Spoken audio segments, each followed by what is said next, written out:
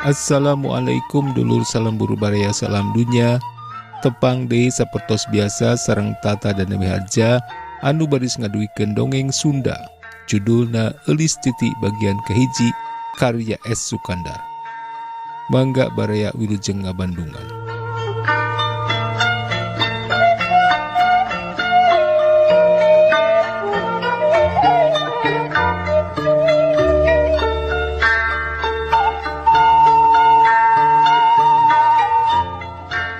Geus jadi kabiasaan nunataku saban sore mun kabeneran halodo hade poena Eulis Titi sok ngalayung hareupeun imahna sanajan sanyana mah hatena teh teu merean.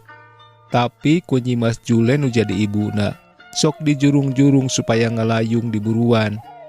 Eta cenah ambeh imah katepona hegar ari tembong kembang namah jeung bebaku nama Ibu Jule kacida ngarasa hayangna geura minantuan hayang geura ngais incu cenah basa namah.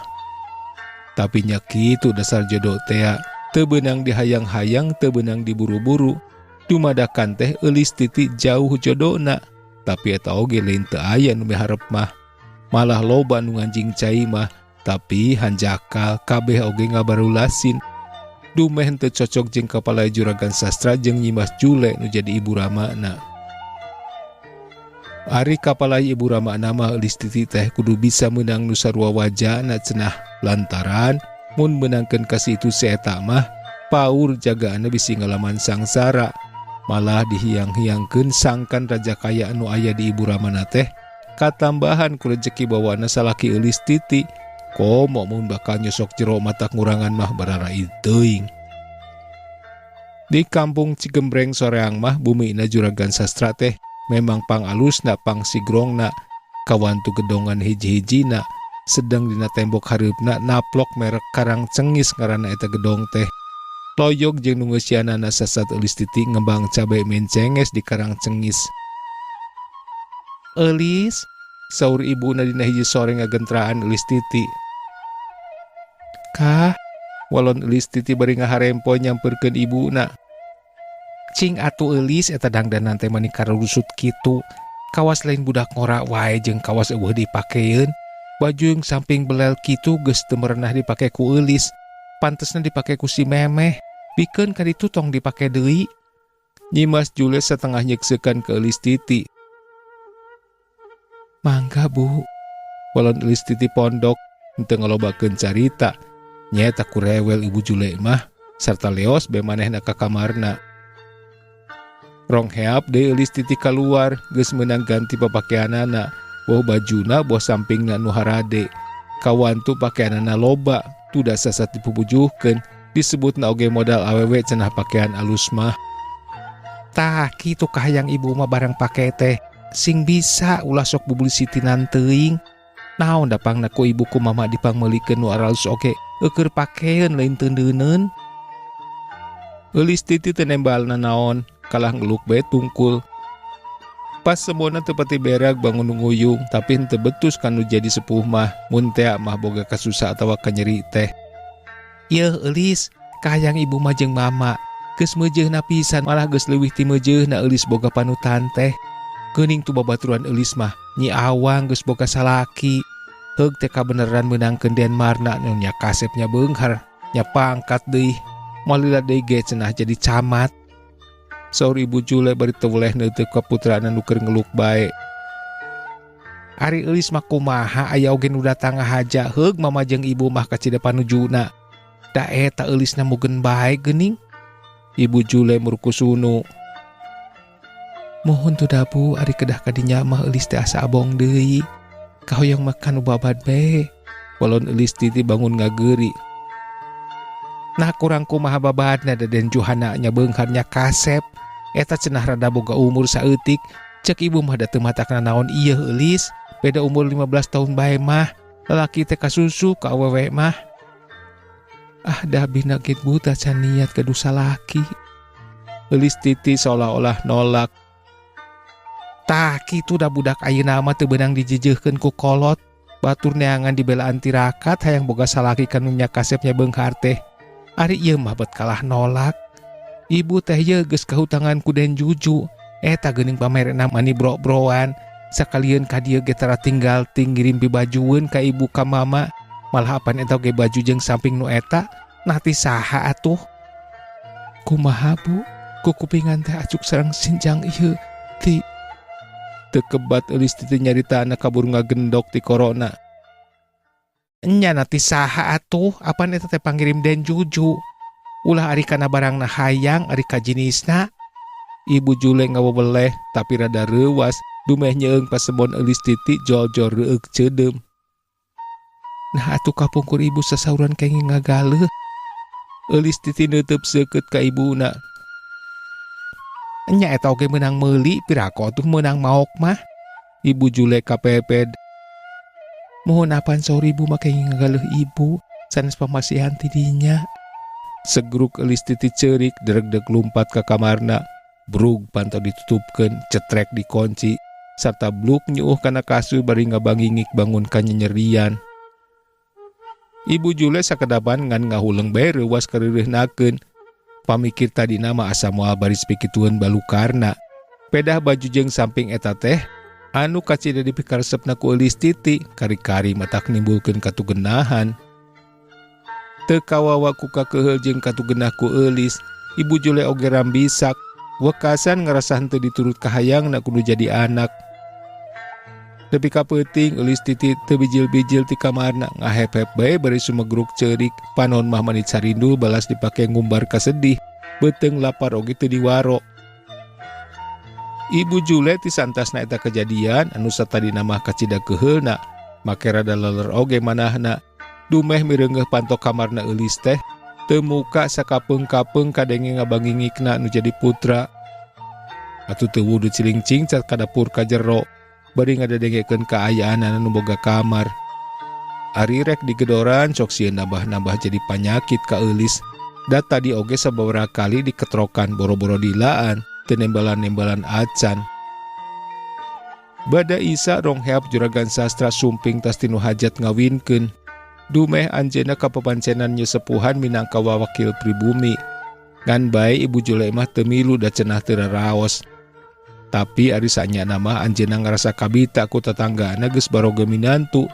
Sacak mun dibandingkeun mah rupa panganten jeung eulis titi teh jauh melak-melu sagala meunang di eulis titi. Nu matak tadi Ibu Jule saset ngalelekan nalek kanu jadi putra, nyata kunaon atuh mun lain panas baran ku tetanggana nu hajat ngawinkeun. Ibuna, kamana ari si eulis asa teu ka tembong? Geus sare? Saur juragan sastra nanya ka garwana. Nu mawi ieu mamana si eulis teh bedegong pisan teu nurut ka kolot. Ku abdi teh ditalek perkawis kapalain Den Juju teh. Ari ieu lain ngajawab kalah nging bae ceurik bari lumpat mebeutkeun pantok kamarna. Nepi ka ayeuna teu bijil-bijil. Ibu Jule ngadoni ka carogena. Atuh ulah nerag teuing ka budak teh. Kawan teh si eulis mah pancan boga pangalaman. Heug laun-laun nyaritana, da eta ibuna mah sok heuras sok kejot borosot. Juragan sastra setengah ngaweweleh ka garwana.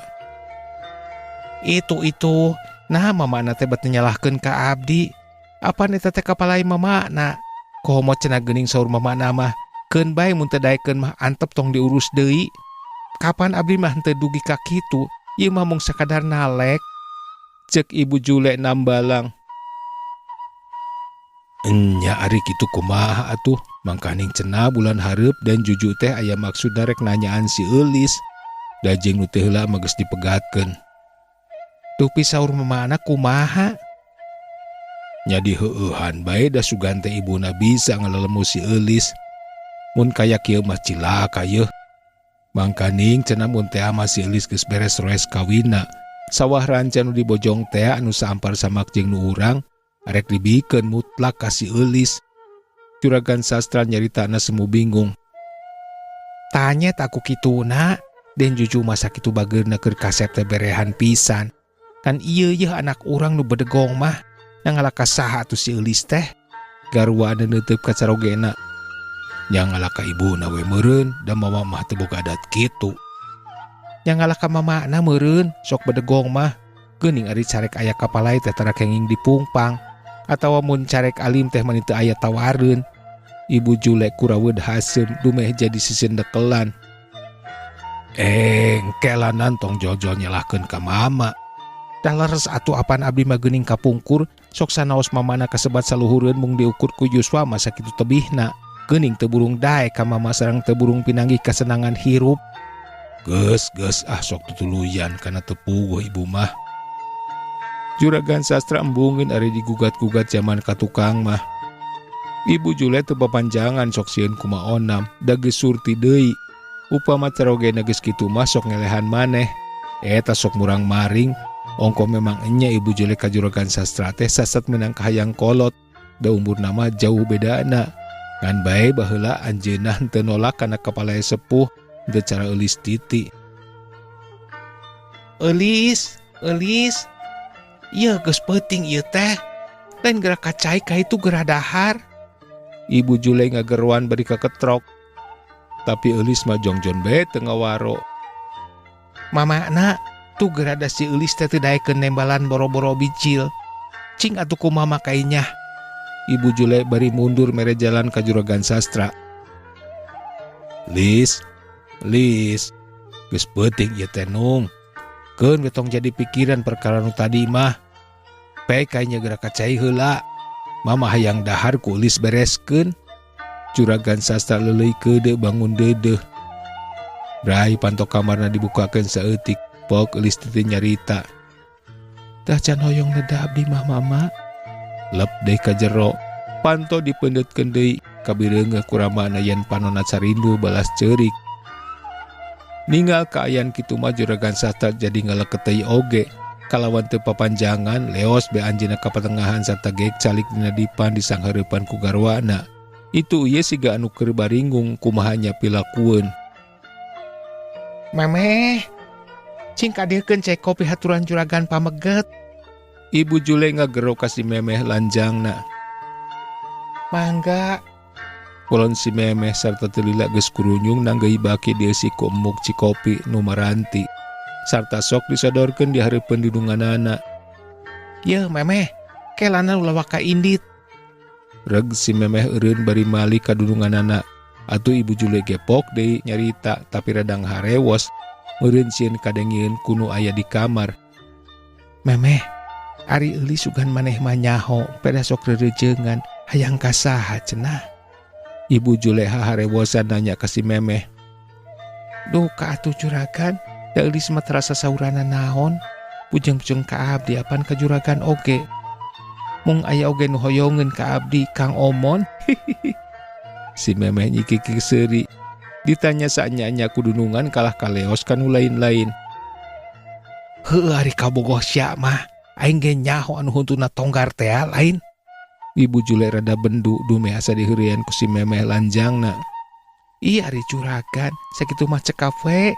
Kang Omon teh teu awon-awon teuing sanggem abdi mah.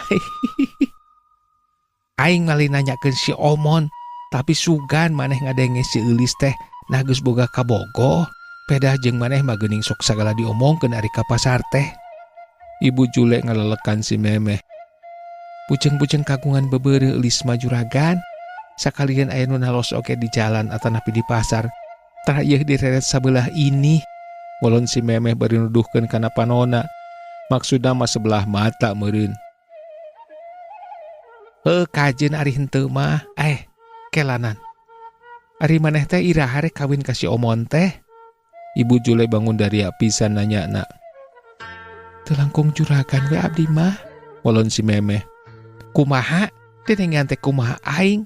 Nah sia teh Memeh anak aing kitu. Mana sih nasi eulis? Ibu Jule manik kerung-kerung we ngadenge obongan si Memeh. Sumohon geura abdi teh tileutik aya di dieu teh ngasuh eulis duih ka ayeuna.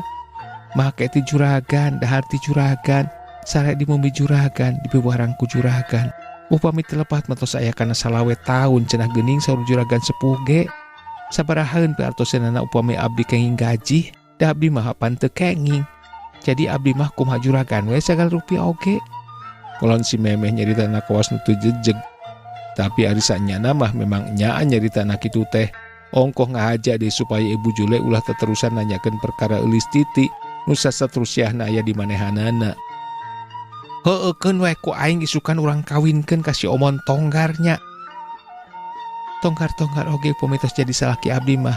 Moal teu aya gawe nasilanti abdi baris gaduh anak teh. Panginten ku juragan didamalkeun. Si Memeh bari ngalios ka dapur. Hatena mah mani asa puas pisan nyarita kitu ka dununganana anu henteu ngarasakeun kanu ngarora. Ari ibuna sok hoghag jeung si Memeh kawas lain kalanjang. Da eta ibuna mah geus puguh jeung mama jeung si Eulis jeung si Memeh oge beter sepadu. Juragan sastra ngawada ka garwana. Ku ayana pasalia kahayang antara Eulis Titi jeung Ibu Ramana. Kiwari Eulis Titi teh jadi kurang berag pasemon nguyung ngahayungkung. Atuh Ibu Jule ayeuna mah jadi mindeng nafsu ngumbar amarah.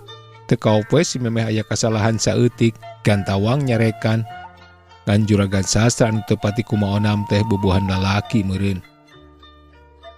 Hiji mangsa Eulis Titi ngajang ke Eulis Awang batur ulin ti leuletik, malah batur sakola sakulah sakolih. Mun tea mah boga rusiah, tara ieu aya nu disidem istuning sarusiah teh ti bubudak. Eulis, dedengan Awang mah Eulis teh rek aya nu nanyaan, saha Eulis jaluna? Eulis Awang nanya setengah ngagonjak make nyebut-nyebut jalu sagala. Kitunya Awang mah, sapi jelemanan anu mikayang ke Eulis ari lain bangsa kerud mah. Walon Eulis Titi bari samutut. Geuning cenah gurna ka dieu mah lain jelema jore-jore. Kan hanjaka we Eulis aya leuwihna. Eulis Awang ngarandeg nyaritana. Naon teh Awang teh? Da Eulis mah teu nyaho-nyaho. Pang-pang mah embung nyaho jeung lah ijit pisan. Naon teh maka aya leuwihna sagala. Nya ari eta mah jaluna pan aya leuwihna ti batur. Peda umurna kacek meureun 10 tahun mah. Tapi kita da teu nanaon Eulis tong sieun-sieun. Bararai teuing. Patandai ka manehna mah kajeun teuing kumaha behna bae. Ceuk Eulis Titi kawas nu nya rek luas ikhlas. Eulis, ari eta tepung kamari henteu? Da cenah rek ngadon ulin ka Cigembreng. Awang nyaritana bari neuteup kaos nu ngajugjugan hate Eulis Titi. Lah nyata ayeuna ge pangna ka dieu teh. Rek ngabadamikeun perkara manehna. Ari kahayang Eulis mah kang aja teh buru-buru datang ka mama atawa kumaha we. Namun ceuk manehna rek saanyana mah. Ceuk Eulis Titi bangun teu sabar hayang geura nyaho kumaha jawabanana Eulis Awang. Nu mata kieu Eulis, kamari aja teh ka dieu. Ari tadi nama manehna teh rek ngajak badami pikeun menta Eulis ka Mama Sastra. Tapi karek oge nyarita ka Kang Marna muntang akal.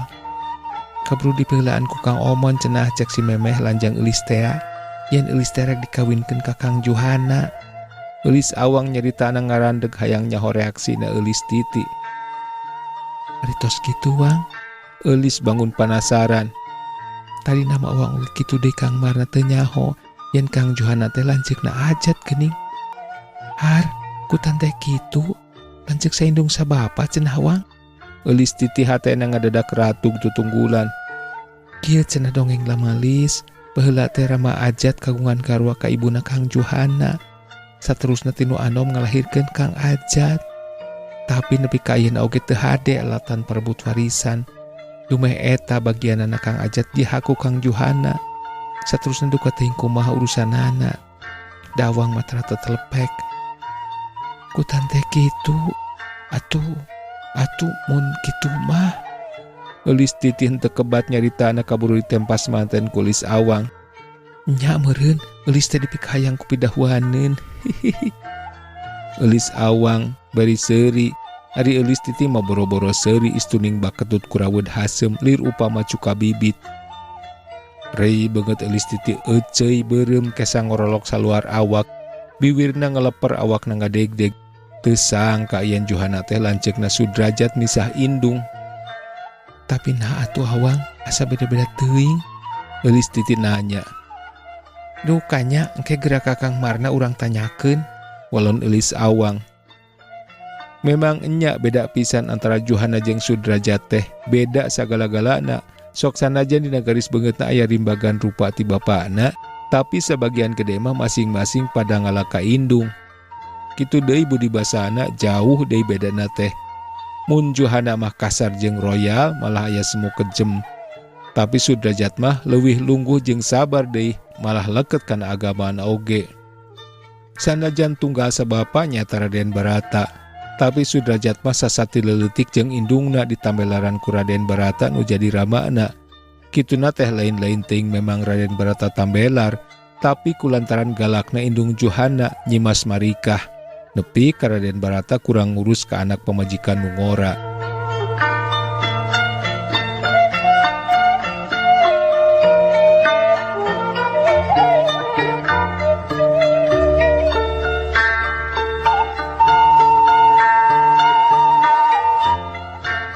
Cag baraya duwi kadieu heula dongeng Sunda anu judulna Eulis Titi bagian kahiji, karya S. Sukandar.